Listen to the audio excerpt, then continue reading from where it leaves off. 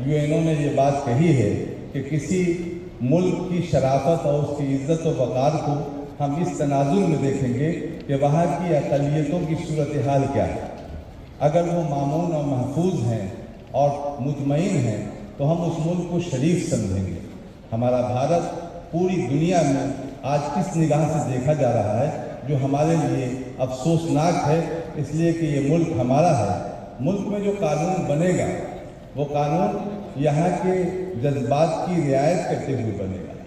तो ये कानून हमारे इमोशन को, हमारे जज्बात को बढ़ाने वाला है।